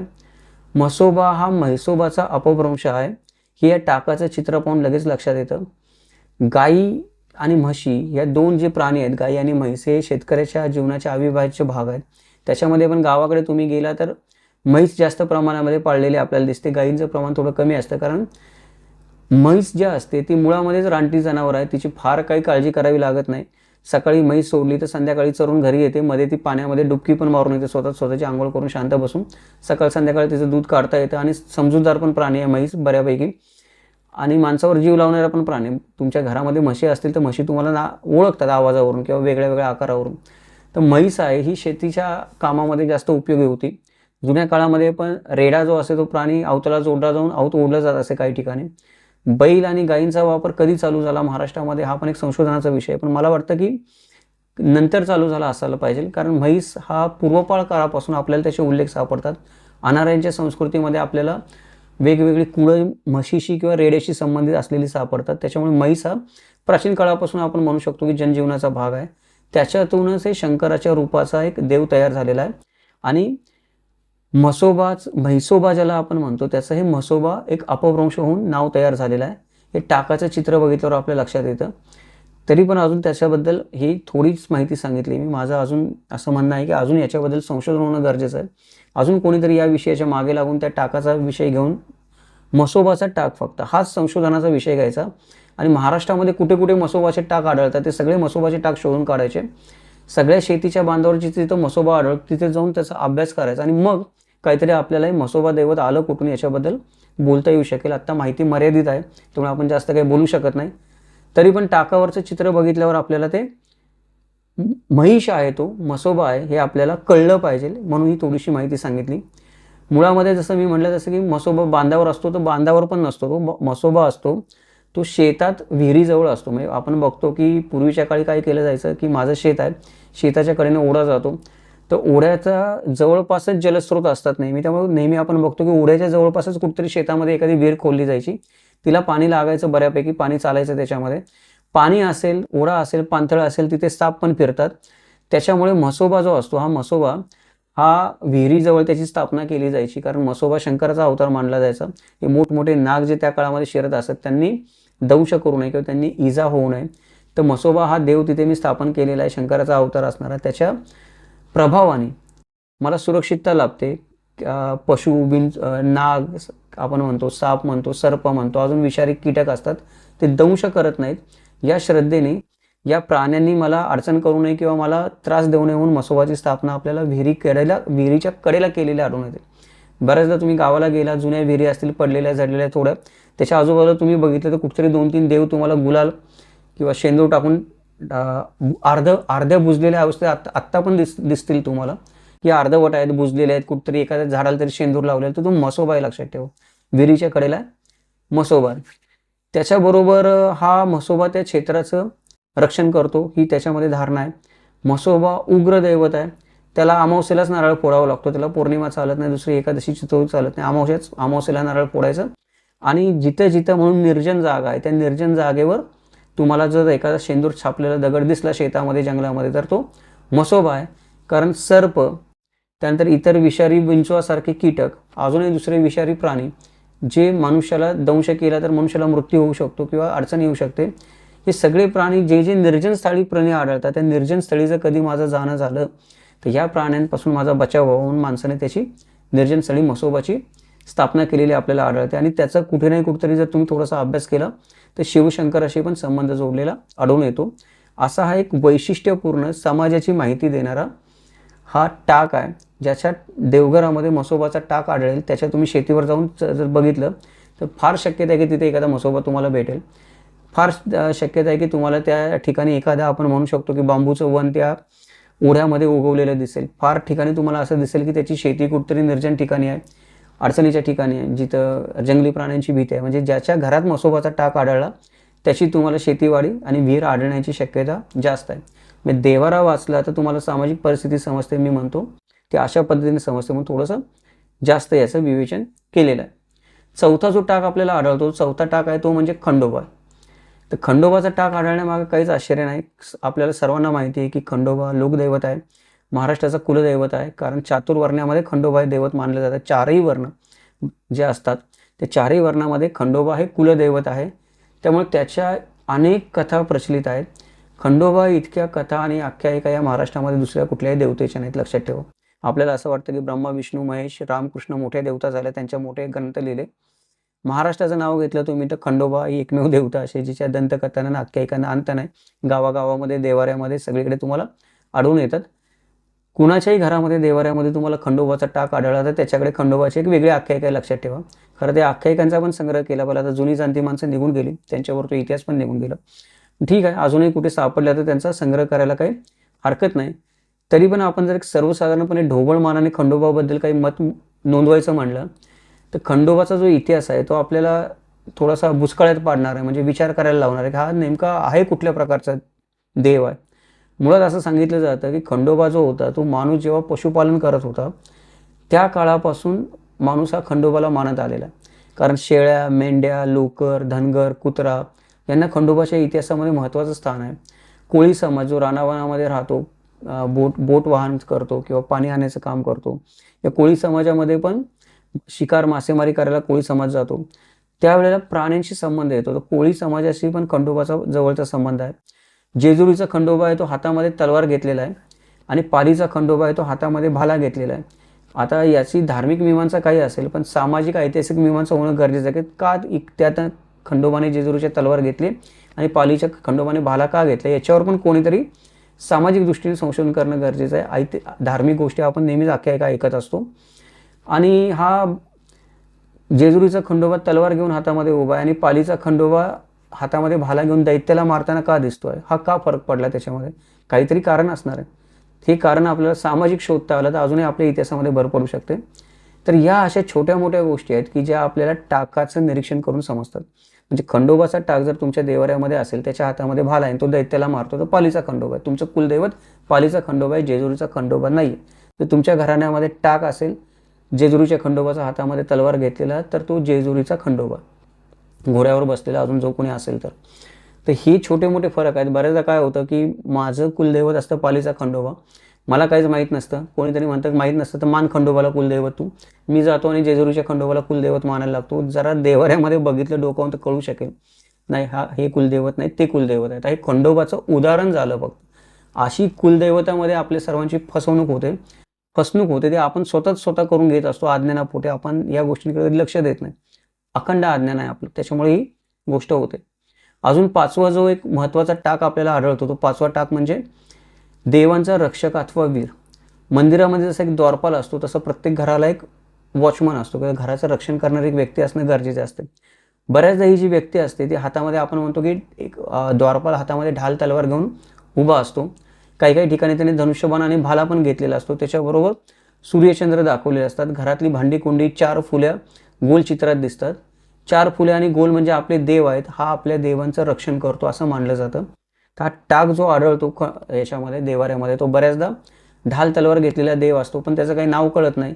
कधी कधी धनुष्यबाण घेतलेला असतो त्याने, त्याच्याभोवती सूर्यचंद्र दाखवले असतात. तर हा जो आहे हा माझ्या घराचा द्वारपाल आहे. ही जी देवता आहे, हा जो टाक आहे, हा माझ्या घरातल्या द्वारपाल देवतेचा टाक आहे, जो माझ्या घराचं रक्षण करतो. त्याच्यामुळे त्याचे पण कुळाचार नीट चालवले गेले पाहिजेत अशी पूर्वीच्या काळी श्रद्धा असायची. तर हा टाक पण अनेक ठिकाणी वेगळा आपल्याला आढळतो. त्याची शस्त्र वेगळी आढळतात, त्याची उभं राहण्याची पद्धत वेगळी आढळते. पण जर 4 फुल्या सापडल्या त्या टाकावर तर आपण म्हणू शकतो की हा द्वारपाल आहे. ज्याच्यावर 4 फुले आणि चंद्र सूर्य सापडतील ती दुसरी कुठली देवता नाही, माझ्या घराची द्वारपाल देवता आहे. अजून एक 6वी देवता आपल्याला सर्वत्र टाकाच्या स्वरूपामध्ये आढळते, ती म्हणजे महिषासूर मर्दिनी. देवीची जी अनेक रूप प्रकट झाली आहेत आपल्या महाराष्ट्रामध्ये किंवा पुराणांमध्ये, वैदिक ग्रंथांमध्ये, अजून ती आपल्याला देवीचे वेगळे अवतार आढळतात. त्याच्यामध्ये सर्वात पुरातन जर देवता कुठली असेल तर ती महिषासूर मर्दिनी आहे. महिषासुराचा विनाश करण्यासाठी जी देवी अवतीर्ण झाली, जिने महिषासुराचा विनाश केला, ती गावोगाव आपल्याला दिसून येते. हा टाक आहे प्रत्येक देवाऱ्यामध्ये तुम्हाला आढळतो. याची आढळण्याची फ्रिक्वेन्सी आपण ज्याला म्हणतो संख्या जास्त आहे इतर देवतेच्या टाकांपेक्षा. त्याचं कारण हे आहे की ही देवता फार पूर्वीपासून, प्राचीन काळापासून पूजली जात होती. देवीचं हे रूप गावोगाव फार प्राचीन काळापासून पूजलं जात होतं. आणि जसं मी मगाशी म्हणलो, आधीच्या काळी एकच कुठला तरी ठसा उमटवायला मिळायचा मला टाक बनवण्यासाठी. वेगळे साचे नसायचे वेगळ्या देवीचे. आत्ता आपण नवीन काळामध्ये आपल्याला सुधारणा झाल्या, तंत्रज्ञान आले म्हणून आपण काय केलं, प्रत्येक कुलदेवीचा वेगळा टाक बनवला. 100 टाक बनवून मिळतात तुम्हाला 100 देवींच्या नावाने आजकाल. पण पहिल्यांदा तसं नव्हतं, एकच टाक असायचा आणि तो टाक महिषासूर मर्दिनीचा असायचा. ज्याच्यामुळे आजही तुम्ही गावामध्ये गेला तर पुष्कळ देवाऱ्यांमध्ये तुम्हाला महिषासूर मर्दिनी सापडेल, बाकीचे देवींचे टाक किंवा रूपांचे टाक सापडणार नाही. त्याचं कारण पूर्वीचा जो समाज होता तो स्त्रीसत्ताक समाज होता, मातृसत्ताक समाज होता. हे स्त्रीसत्ताक आणि मातृसत्ताक समाज एकेकाळी आपल्या समाजामध्ये, आपल्या भारतामध्ये मोठ्या प्रमाणामध्ये त्यांचा प्रभाव होता. अशा वेळेला रेडा किंवा महिष जो आहे तो स्वतः शिव आहे असं मानलं जातं. ही देवीची मुद्रा कधी 4 तर कधी 8 हातांची असते, पण 4 हातांची मुद्रा असेल तर ती इतर मुद्रांपेक्षा तुम्हाला वेगळी करता आली पाहिजे, कारण इतर देवीची रूपं पण 4 हातांची असतात. 8 हातांची असेल तर 100% महिषासुरमर्दिनी आपण म्हणतो, पण 4 हातांची असेल तर ती ओळखता आली पाहिजे की महिषासुरमर्दिनी आहे. त्याच्यामुळं ही जर देवता ओळखायची असेल तर या देवीच्या टाकामध्ये एक रेडा असतो आणि बऱ्याचदा या देवीने असतो त्या रेड्याची जीभ पकडलेली असते. म्हणजे जर 4 हातांची देवी असेल आणि तिने रेड्याची जीभ पकडलेली आहे तर महिषासुरमर्दिनी, ती दुसरी देवी नाही आहे. आपलं दुसरं तुळजाभवानी किंवा जगदंबा महांबा ती कुलदैवत ही देवी नाही आहे, महिषासुरमर्दिनी आहे. हे आपल्या लक्षात आलं पाहिजे. सोबत चंद्रसूर्य या टाकामध्ये पण दाखवलेले असतात, कारण जोपर्यंत सूर्यचंद्र आहेत तोपर्यंत ही देवी महिष हा जो आहे तो आपण म्हणतो की एक ताकदवान माजलेला राक्षस आहे, जो प्रत्येक गावामध्ये आपल्याला आढळतो. त्याचा दरवेळेला दर काळामध्ये तुम्ही देव उजवाल तेव्हा नवीन स्वरूपामध्ये देवी अवतार घेईल आणि महिषाचा वध करून शांतता सुखशांती प्रस्थापित करण्यासाठी तुमच्या घरामध्ये देवी टाकाच्या स्वरूपामध्ये राहिले. अशा अर्थाने हा टाक बनवलेला असतो. तर महिषासुरमर्दिनी, द्वारपाल, खंडोबा आणि जनाई देवी, भैरवनाथ हे जे टाक आहेत हे टाक आपण लक्षात ठेवले पाहिजे. सामान्य टाक आहेत. ह्या टाकांचा इतिहास, या टाकांची संख्या, बदललेली संख्या याच्यावरून आपल्याला घराण्याचा इतिहास सांगता येतो. अजून काही ठिकाणी आपल्याला अजून एक मोठा जो देवी सापडते आपल्याला, ती म्हणजे कुलदेवी जी असते किंवा कुळदेवी जी असते किंवा ग्रामदेवी जी असते ती नेहमी अंश स्वरूपामध्ये गावामध्ये राहत असते. महाराष्ट्रात देवीची 3.5 शक्तिपीठ आहेत. या 3.5 शक्तिपीठांपैकी एक देवी घरात कुलदेवता म्हणून टाकाच्या स्वरूपात पूजली जाते. परंतु पूर्वीच्या काळी मी जसं म्हणलं तसं दळणवळणाची साधनं अपुरी होती, जंगल होती, त्यामुळे कुळदेवतेला मला जाता यायचं नाही कुळाचार पूर्ण करण्यासाठी, देव उजवण्यासाठी, म्हणून कुळदेवीचं मंदिर जवळपासच स्थापन केलेलं असायचं, त्यालाच कुलदैवत मानलं जायचं. या कुलदैवताला एक टाक असतो, तो प्रत्येक स्थानिक कुलदैवताचा टाक आपल्या देवाऱ्यामध्ये असतो. जर तुम्हाला देवारा बघून तुमच्या घराण्याचं मूळ शोधायचं असेल तर तुम्हाला त्या देवाऱ्यामध्ये कुठल्या स्थानिक कुळदेवतेचा टाक सापडतो आणि तिचं वास्तव्य कुठं आहे ते शोधलं. जर तुम्ही तिथे गेलात, तिथे अजून जर तुम्हाला काही माहिती भेटली, कुठले कुठले लोक येत आहेत तिथे, तर त्याच्यावरून पण तुम्हाला तुमच्या घराण्याचं कुळ आणि मूळ शोधायला मदत होईल. बऱ्याचदा काय होतं की ही स्थानिक देवताच आपल्या कोणाला माहीत नाही. मग आपण काय करतो की 3.5 शक्तिपीठांपैकी जी कुळदेवता आहे ती मानतो आणि तिचा टाक घराण्यामध्ये ठेवतो. तो टाक आढळला म्हणजे मला 3.5 शक्तिपीठांपैकी एक देवी कुळदेवता म्हणून सापडली, तिचा टाक देवाऱ्यामध्ये सापडला आणि स्थानिक कुळदेवतेचा मला कुठलाच टाक त्या देवाऱ्यामध्ये सापडला नाही. तर मग समजायला हरकत नाही की हे घराण्याचं स्थलांतरण झालेलं आहे. यांना माहीत नाही यांचा मागचा इतिहास कुठं आहे, हे कुठून आलेत, कुठून गेलेत, काय झाले. हा स्थलांतराचा पण भाग आपल्याला त्याच्यामध्ये कळतो. बऱ्याचदा रोगराई व्हायची, परचक्र यायची, आक्रमणं व्हायची, आसमानी सुलतानी संकट यायची, माणसं एका जागेवरून दुसऱ्या जागी परागंदा व्हायची. कधी लोक स्वतःला गुलाम म्हणून विकायचे, कधी सक्तीचं बाटून धर्मांतरण केलं जायचं. मग त्या कुळाचारामध्ये खंड पडायचा. तो जो खंड पडतो, तो खंड पडलेल्या कुळाचारामध्ये त्या देवी टाकांच्या स्वरूपामध्ये, टाकांच्या प्रकारामध्ये, टाकांच्या संख्येमध्ये जर आपल्याला फट सापडली कुठे याच्यामध्ये, तर आपण सांगू शकतो की इथे काहीतरी या घरामध्ये झालेलं आहे. त्याच्यामुळे ती घटना शोधायला मदत होते, कुळ आणि मूळ शोधायला मदत होते. पण हे सगळं झालं तरी पण आपण एक गोष्ट समजली पाहिजे की आत्ता आपण कितीही कुलदैवत, कितीही देवींची वेगळी रूपांची बनवली तरी मूळ जी आहे महाराष्ट्राची ती महिषासुरमर्दिनी टाकांच्या स्वरूपामध्ये. तुम्ही बोलला की टाकांच्या स्वरूपामध्ये जर कुठली देवता मूळ देवता मानायची तर ती महिषासुरमर्दिनी. आपण तुळजाभवानीला महाराष्ट्राची कुलदेवता मानतो, खंडोबाला महाराष्ट्राचं कुलदैवत मानतो. तशी देवाऱ्यामध्ये पूजली जाणारी गावातली ग्रामदेवता, सर्वसामान्यांची ग्रामदेवता, तिला तुम्ही अनाऱ्यांची पण ग्रामदेवता म्हणू शकता किंवा अनाऱ्यांची कुलदैवत म्हणू शकता. ती कोण आहे? महिषासुरमर्दिनी आहे. कारण तिचा मोठ्या प्रमाणामध्ये टाक आपल्याला सगळीकडे आढळून येतात. 4 किंवा 8 हात असलेली महिषासुरमर्दिनी हीच मूळ देवी म्हणून पूजली पाहिजे. पुष्कळ त्यामुळे पंडित असतात, ते पंडित काय सांगतात की जर तुम्ही गावाकडे राहत असाल तर तुम्हाला तुमची कुलदैवत माहीत नसेल तर तुम्हाला कोणती तुमची इष्टदेवता आहे, म्हणजे मला तुळजापूरची भवानी माता माझी इष्टदेवता वाटत असेल, कोणाला कोल्हापूरची अंबा माता इष्टदेवता वाटेल, ती इष्टदेवता तुम्ही कुलदैवत म्हणून तिचा स्वीकार करा. पण त्याच्याबरोबर महिषासुरमर्दिनीचा पण एक टाक बनवून ठेवा, कारण ती तुमची पूर्वीपासून चालत आलेली रक्षणात्री देवता आहे. त्यामुळे 2 टाक तुम्हाला त्या देवाऱ्यामध्ये दिसलेच पाहिजेत कुळदेवीच्या टाकाचे. एक तुमची इष्टदेवता किंवा मूळची कुळदेवता आणि दुसरी महिषासुरमर्दिनी. महिषासुरमर्दिनी दिसत नसेल, समजायचं की खेड्याशी किंवा त्या गावाशी किंवा त्या भागाशी संबंध त्या व्यक्तीचा तुटलेला आहे. तो कधी तुटला आहे तो आपल्याला महिषासुरमर्दिनी कधी नाहीशी झाली देवाऱ्यातून त्याच्यावरून कळू शकतं. हे अभ्यासाचा थोडा विषय, गुंतागुंतीचा विषय, अनुभवाचा सरावाचा विषय, पण कळू शकत नाही असं नाही. एखाद्या माणसाने जीव लावायचा म्हटलं तर त्या गोष्टी कळूच शकतात. आता हे काय झालं की हे महत्त्वाचे काही टाक सांगितले, मोठा व्हिडिओ झाला. आता आपण थांबूयात, पण तरी पण जाता जाता काय करतो, आता वेळ 1 तास झालेला आहे, त्यामुळे थोडक्यामध्ये काही यांची माहिती बघूयात आपण की जे वेगळे वेगळे टाक आढळतात मंदिरामध्ये. ते एक 25-26 टाक आहे. ते कुठले कुठे आढळतात त्यांची फक्त नावं सांगतो. जसं ह्या 5 टाकांचं आता आपण विवेचन केलं आणि त्यांचं महत्त्व जाणून घेतलं, तसं या प्रत्येक टाकाचं पण महत्त्व आहे, वैशिष्ट्य आहे, स्वतःचा एक इतिहास आहे. तो कुटुंबाशी, कुळाशी, भावकीशी, गावाशी जोडलेला आहे. त्यामुळं यांचा पण कोणी आपल्या महाराष्ट्रामध्ये पुढे येत असेल आणि याच्यावर संशोधन करत असेल तर मला भरपूर आनंद होईल की अजून काही नवीन आपल्या महाराष्ट्राचा इतिहास समोर येईल. ते देवतांचे जे टाक असतात त्यांचे आपण नावं आणि थोडक्यामध्ये अर्थ समजून घेऊयात. पहिली जी देवता आहे ती म्हणजे बनेश्वरी किंवा वनशंकरी असं म्हणतात. सिंहावर आरूढ झालेली 8 देवांची जी देवी असेल तिला टाक बनवलेला असेल एका देवीचा की सिंहावर आरूढ झाली आणि 8 हात आहेत, तर तिला बनेश्वरी किंवा वनशंकरी म्हणतात. काळूबाईचा टाक बनवला तर फक्त मुखवटा असतो आणि मोठा गजरा घातलेला असतो. आता इथे लक्षात घ्या की हे सगळे टाक पंचकोनी आहेत. परत परत प्रत्येक टाकाच्या वेळेला मी सांगणार नाही की पंचकोनी टाक होता म्हणून. प्रत्येक टाक पंचकोनी आहेत. त्याच्यामध्ये फक्त चित्र कसं असेल देवतेचं ते आपण बघूयात. काळूबाई असेल तर फक्त मुखवटा आणि तिने मोठा गजरा घातलेला आहे. अन्नपूर्णा असेल तर तिने हातामध्ये एक पळी घेतलेली आहे. महिषासूर मर्दने असेल तर मगाशी आपण बोललोच की अष्टभुजा देवी आहे तर महिषासूर मर्दने. रेडा असेल तर कन्फर्म महिषासूर मर्दने. रेणुका ही देवी आहे. ही रेणुका देवी फक्त मुखवटा असतो आणि तिच्यावर 2 अर्धचंद्रांचा मुकुट लावलेला असतो. एकविरा देवी असते तर एकविरा देवीचा मुखवटा असतो, चेहऱ्याचा एक बाण असतो आणि मोठे गोटे डोंगराचं प्रतीक म्हणून त्या टाकामध्ये बनवलेले असतात. अंबेजोगाई देवता आहे, तिचा पण फक्त मुखवटा असतो पण आडवा चेहरा असतो आणि हनुवटी तिची वर गेलेली असते. अष्टभुजा सिंहावरची बसलेली देवता असते. वरची वेगळी वनेश्वरी, संकेश्वरी, ही थोडा एक वेगळ्या प्रकारचा टाक आहे. अष्टभुजा सिंहावर बसलेली देवता. यल्लमा देवी आहे.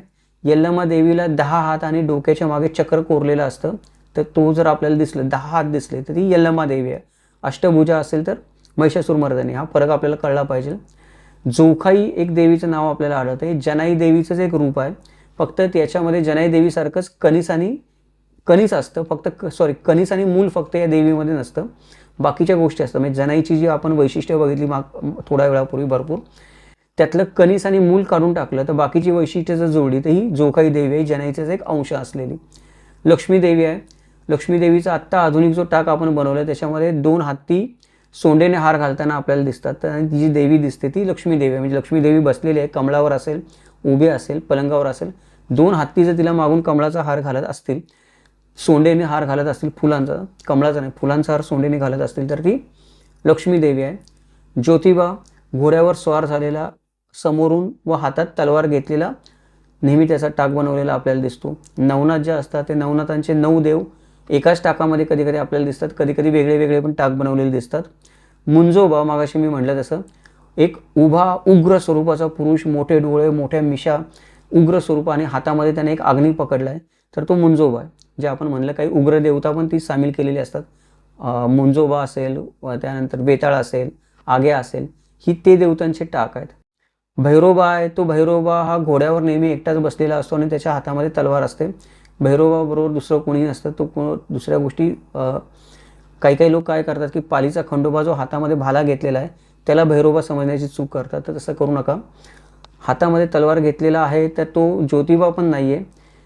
भैरोबा जो आहे तो भैरोबा हा नेहमी आपण बघतो की एकटाच हातामध्ये तलवार घेतलेला घोड्यावर बसलेला देव आपल्याला दिसतो. आता त्याचे पण काय होतं की मला पटकन सांगता नाही येणार, कारण वेगवेगळ्या स्वरूपाचे टाक बनलेले आहेत त्याचे, की कसा ओळखायचा. तर तो टाक समोर असेल तर मी सांगू शकेल फरक स्पष्ट करून, इथं थोडं सांगता येणं अवघड आहे. तर फक्त एक महत्त्वाची गोष्ट लक्षात ठेवा की घोड्यावर एकटाच बसलेला असेल तर तो भैरोबा आहे. जर ज्योतिबा असेल तर ज्योतिबावर कधी कधी देवी पण असते, म्हाळसाई किंवा दुसरी देवी बसलेली घोड्यावर, किंवा ज्योतिबाचे अनेक विविध टाक असतात, अनेक प्रकार, ते सहज ओळखू येतात. कारण ज्योतिबाचं महात्म्य आणि आख्यायिका ज्या पसरलेल्या आहेत त्या आख्यायिकांच्या आधारावर ते टाक बनवलेले असतात, त्यामुळे कळू शकतात ज्योतिबा आहे, भैरोबा वेगळा आहे. त्यानंतर अष्टभुजा देवी जी आहे ती वाघावर जर बसलेली असेल तर वाघजाई होते, महिषासूर मर्दनी होत नाही. वीर एक म्हणतात त्याला की धनुष्य किंवा बाणधारी जो वीर म्हणतो त्याला आपण द्वारपाल मगाशी बघितलं. वाघजाई देवी ही वाघावर बसली होऊन वाघजाई देवी अष्टभुजा असलेली. महिषासूर मर्दनी आहे ही रेडा दिसतोय तिच्या समोर, महिष आहे म्हणून ती महिषासुर मर्दिनी. हा फरक आपण समजून घेतला पाहिजे. गणपती आपल्याला सहज ओळखू येतो, गणपतीचा टाक बनवलेला आहे. शिव पार्वती पण आपल्याला सहज ओळखू येतात, कारण शिवाचं रूपच असं आहे अनोखं की त्याची वैशिष्ट्यच वेगळी वेगळी. डोक्यावर चंद्र, गळ्यात नाग, वस्त्र कमल, त्रिशूळ, त्यानंतर डमरू, कमंडलू, या सगळ्या गोष्टीमध्ये शंकर ओळखणं काही अवघड जात नाही. वणीची सप्तशृंगी ही 18 हात असलेली तब्बल टाक आपल्याला आढळतो. कसा बनवला लोकांनी मला माहीत नाही. साच्या त्यावेळेला मागच्या काळामध्ये पंचकोनी तेवढ्याशा जागेमध्ये 18 हात असणारी ही देवता आहे.